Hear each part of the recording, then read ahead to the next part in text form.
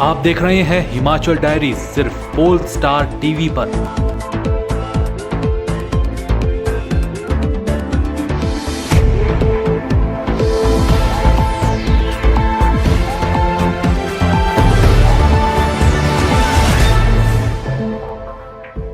Himachal diaries के प्रायोजक हैं RK hospital Hamirpur, service with quality. नमस्कार, आप देख रहे हैं हिमाचल डायरी और आपके साथ मैं हूं मोनिका ठाकुर। आइए जानते हैं हिमाचल से जुड़ी ताज़ा तरीन खबरें।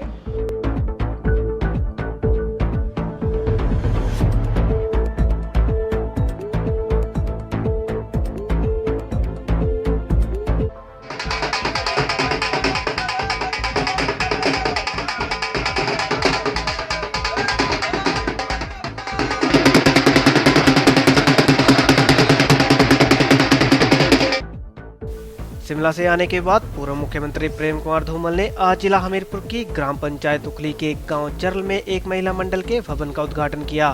वहीं इसके पश्चात मैड में कृषि सेवा सहकारी सभा समिति भवन की दूसरी मंजिल का उद्घाटन किया। इसके पश्चात पूर्व मुख्यमंत्री प्रेम कुमार धूमल ने 1,50,000 रुपए की राशि से निर्मित बघोट से फाफण लिंक रोड का लोकार्पण किया। इसके पश्चात पूर्व मुख्यमंत्री ने एक जनसभा को संबोधित किया। जनसभा को संबोधित करते हुए जहां पूर्व मुख्यमंत्री प्रेम कुमार धूमल ने केंद्र सरकार की उपलब्धियों को गिनाया, वहीं प्रदेश सरकार पर भी हमले बोले। कार्यालय जो आए हैं वो भारतीय जनता पार्टी की सरकार के टाइम पे आए हैं।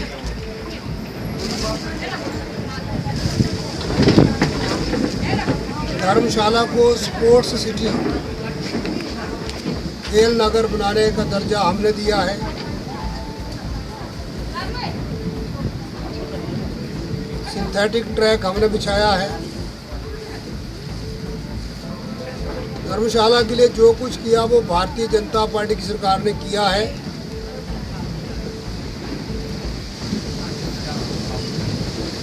और आगे भी सभी क्षेत्रों का ध्यान रखते हुए हम करेंगे।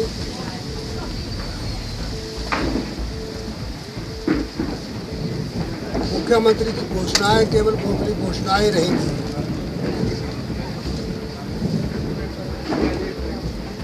सर, इस पर वो दोबारा उन्होंने नगर निगम शिमला के चुनावों को टालने पर राजधानी शिमला में सियासत पूरे उफान पर है।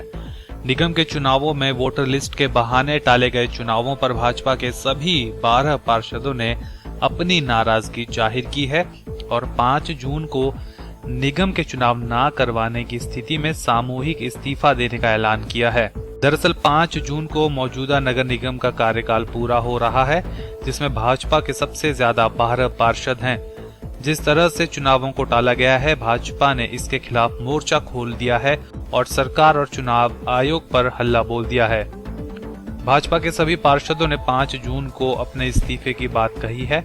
भाजपा पार्षदों का कहना है कि हार के डर से निगम के चुनावों को टालना लोकतंत्र की हत्या है, जिसमें कि वामपंथी मेयर और डिप्टी मेयर भी सरकार से मिले हैं। भाजपा इसका विरोध करती है क्योंकि मतदाता सूचियों में गड़बड़ियों के लिए जिला प्रशासन और राज्य निर्वाचन आयोग जिम्मेवार हैं। इन गड़बड़ियों का खामियाजा शिमला की जनता क्यों भुगते? भाजपा पार्षदों का कहना है कि इस अलोकतांत्रिक प्रक्रिया के खिलाफ शिमला के मतदाताओं को वे जागरूक करेंगे। शहर की जनता, हम सबको एक मौका मिला है कि हम 5 जून को शिमला नगर निगम के अंदर अपने पसंद के नए प्रतिनिधि को चुनें। लेकिन ये बड़े अफसोस की बात है, इलेक्शन कमीशन ने अपना जो सा टाइम पीरियड है वोट्स बनाने का, उसको एक्सटेंड कर दिया जून तक। और इसका रिफ्लेक्शन ये आया है कि मौजूदा जो काउंसलर्स हैं, इनकी भी इच्छा है कि ये आने वाले समय तक अपने कार्यकाल को बढ़ाने में खुश है। मैं इसका यहाँ पर क्लैरिफाई करना चाहता हूँ, भारतीय जनता पार्टी का कोई भी पार्षद 5 जून के बाद इस कार्यकाल को आगे बढ़ाकर खुश नहीं है, क्योंकि हम सब की इच्छा है, हम में से हो सकता है बहुत से काउंसलर दोबारा अपने अपने क्षेत्र से चुनाव लड़ें, लेकिन वो दोबारा चुन के जनता की पसंद से दोबारा आकर आना ज़्यादा पसंद करेंगे, बजाय कि यहाँ पर उनको एक्सटेंशन मिलती है। उनको 5 जून को अगर यानी कि वैसे ही अगर रहता है, एक्सटेंशन की बात आती तो हमारा क्या रोल रहेगा। ठीक है, मेरे को लगता है कि हम में से कोई भी आदमी इसमें रहना पसंद नहीं करेगा और हम इसमें इस्तीफा देना हो हम इस्तीफा भी देंगे। उधर कांग्रेस महासचिव नरेश चौहान ने भी माना है कि मतदाता सूचियों में कुछ खामियां हैं जिनको समय रहते दूर किया जाना चाहिए था, जिस पर राज्य निर्वाचन आयोग ने कहा कि कहीं न कहीं चूक रह गई है, लेकिन अब उनको दूर किया जाना जरूरी है ताकि कोई भी मतदाता मत के अधिकार से वंचित न रह सके। निर्वाचन आयोग ने भाजपा के आरोपों को सिरे से नकारते हुए इस पर बेवजह राजनीति करने का आरोप लगाया है। नहीं, देखिए, उन्होंने प्रयास किया, समय के साथ निकला, लोग हाईकोर्ट पे गए, फिर समय मिला और उसमें कमियां थी। जब समाज में कोई चीज़ सब देख रहे हैं, सब उस मुद्दे को उठा रहे हैं, तो उसको ठीक करने का प्रयास किया गया है। मुझे लगता है कि अगर किसी चीज़ में कोई कमियां रही है उसको दूर करना चाहिए था, वो ये प्रयास हमको दिख रहा है, फेलियर है। नहीं, इसमें प्रयास दिखता है कि अगर कमियां रही है उसको दूर तो करना ही होगा। स्टेट इलेक्शन कमिश्नर ने जो कमियां रही है वो तैयारियां अब तक हो जानी चाहिए थी। कमियां जरूर रही है, जो कमियां थी वो नहीं रहनी चाहिए थी, लेकिन जब है तो उसको दुरुस्त तो करना ही पड़ेगा। लोगों को अपना मताधिकार करने का मौका मिलना चाहिए। उधर नगर निगम चुनाव टाले जाने का मामला हाईकोर्ट पहुंच गया है। बीजेपी ने नगर निगम चुनावों को टालने को लेकर हिमाचल प्रदेश हाईकोर्ट में PIL दायर कर दी है। शिमला के युवा वोटर बीजेपी के राजू ठाकुर ने नगर निगम चुनावों को टालने को लेकर एक जनहित याचिका उच्च न्यायालय में दायर की है। MC की धारा 243 के तहत चुनावों को एक दिन भी नहीं टाला जा सकता, जिसकी सुनवाई 26 मई को रखी गई है। पोलस्टार के लिए शिमला से रमता सोनी की रिपोर्ट। राष्ट्रीय पुस्तक न्यास भारत, भाषा और सांस्कृतिक विभाग हिमाचल प्रदेश, कला सांस्कृतिक भाषा अकादमी शिमला के संयुक्त तत्वाधान में 21 मई तक गेयटी थिएटर में पुस्तक मेले का आयोजन किया जा रहा है। मुख्यमंत्री वीरभद्र सिंह मेले का उद्घाटन करेंगे। मुख्यमंत्री श्रीकांत की पुस्तक मुक्तिबोध और पुनर्मूल्यांकन व SR हरनोट की पुस्तक हिमाचल प्रदेश के मंदिर और उनसे जुड़ी लोक कथाओं का विमोचन भी करेंगे। राष्ट्रीय पुस्तक न्यास भारत की ओर से 15 से 17 मई तक प्रतिदिन सुबह 11 से दोपहर 1 बजे तक विद्यार्थियों के लिए कार्यक्रम आयोजित किया जाएगा। 15 मई को कथा वाचन, 16 को रचनात्मक लेखन कार्यशाला और 17 मई को कहानी का मंचन होगा। राष्ट्रीय पुस्तक न्यास के अध्यक्ष बलदेव भाई शर्मा ने बताया कि भाषा और सांस्कृतिक विभाग द्वारा 18 मई को लेखक संगोष्ठी आयोजित की जाएगी। इसमें वर्तमान में पाठक और पुस्तकें और राष्ट्र निर्माण में युवाओं की भूमिका विषय पर 2 शोध पत्रों पर परिचर्चा होगी। 19 मई को कहानी पाठ और इन पर परिचर्चा करवाई जाएगी। पुस्तक मेले में 26 प्रकाशकों के 36 स्टॉल लगाए गए हैं, जिसका मकसद पाठकों और युवाओं में किताबों के प्रति रुझान बढ़ाना है। संस्कृति भाषा विभाग, हिमाचल अकादमी और शिमला जिला प्रशासन के सहयोग से राष्ट्रीय पुस्तक न्यास भारत के द्वारा आयोजित हो रहा है। राष्ट्रीय पुस्तक न्यास केंद्र सरकार के मानव संसाधन विकास मंत्रालय का एक स्वायत्त संस्थान है। इसका उद्देश्य देश भर में लोगों को ज्ञान संपन्न बनाना है, विशेषकर नई पीढ़ी और जो नौजवान हैं, हमारे बच्चे हैं, वो अधिकाधिक पुस्तकों के बारे में जान सकें, उनको पढ़ सकें। इसके लिए स्थान स्थान पर राज्यों में इस प्रकार के पुस्तक मेले आयोजित होते हैं। हिमाचल कला संस्कृति साहित्य की दृष्टि से एक बड़ा संपन्न राज्य है। मैं यहाँ के पुस्तक प्रेमियों से ये आप लोगों के माध्यम से, मीडिया के माध्यम से निवेदन करना चाहूँगा कि बड़ी संख्या में कल से आयोजित होने वाले इस पुस्तक मेले को, जो 21 तारीख तक चलेगा, यहाँ आएँ।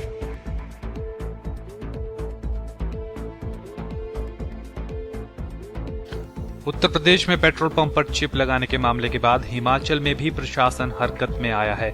राज्य में भी पेट्रोल पंपों की जांच की जा रही है। इसके लिए सभी जिलों में टास्क फोर्स गठित की गई है।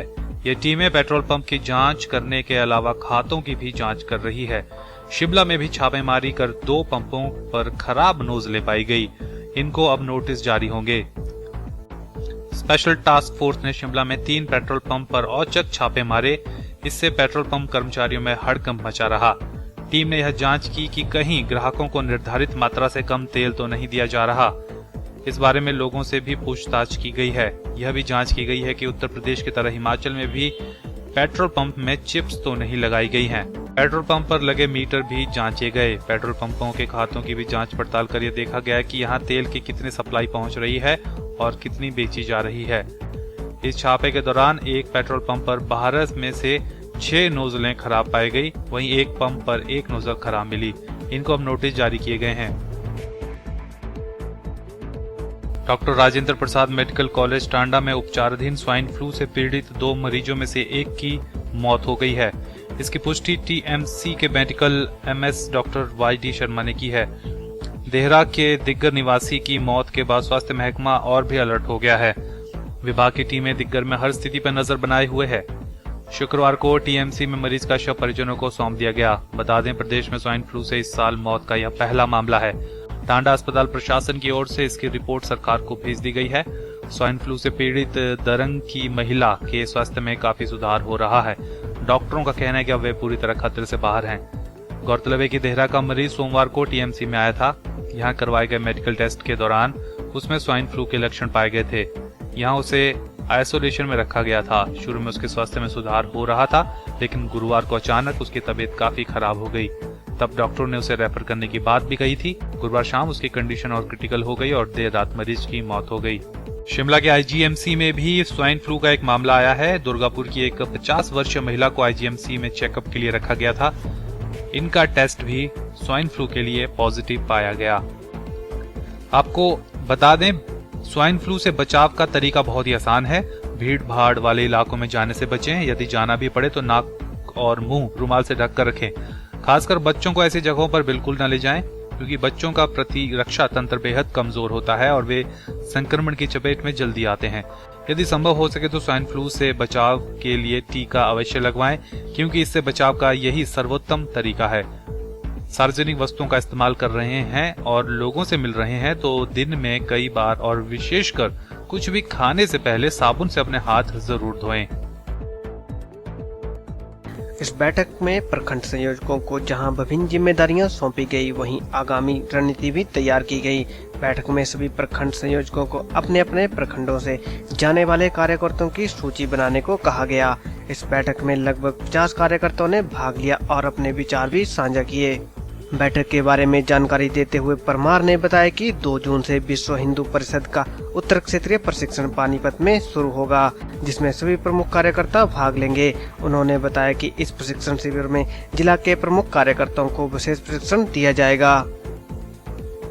तो मैं तो ये चाहूँगा कि यहाँ तो सैकड़ों कार्यकर्ता है हमारे सुंदरनगर के अंदर, और जहाँ आप जिला टीम की बात करें कि जिला के अंदर कितने लोग हैं, इस वक्त 50 प्रमुख कार्यकर्ता जो हमारी पूरी जिला कार्यकारिणी के अंदर है, जिसमें विश्व हिंदू परिषद के पदाधिकारी, दुर्गा वाहिनी के पदाधिकारी, कार्यकर्ता, मातृशक्ति, बजरंग दल, समन्वय प्रमुख जैसे शमशेर जी हमारे विभाग के समन्वय प्रमुख हैं, जिला संपर्क प्रमुख के नाते अपना जोगिंदर जी हैं, हेमराज जी समरस्त, इनके हर विभाग के जो हमारे 26 आयाम हैं विश्व हिंदू परिषद के, उसके यहाँ जिला के अंदर इस वक्त कम से कम 15 आयाम जो हमारे काम कर रहे हैं। और आज की जो बैठक है बड़ी महत्वपूर्ण बैठक थी हमारी। इसके अंदर 50 लोगों को सूचना की गई थी, तो लगभग 40 के करीब लोग यहाँ पर पहुँचे हैं।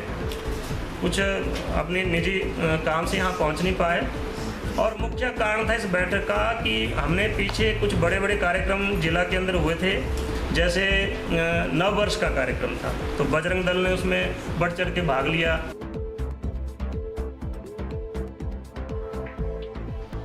आज के बुलेटिन में फिलहाल इतना ही। मुझे यानी मोनिका ठाकुर को दीजिए इजाजत। नमस्कार।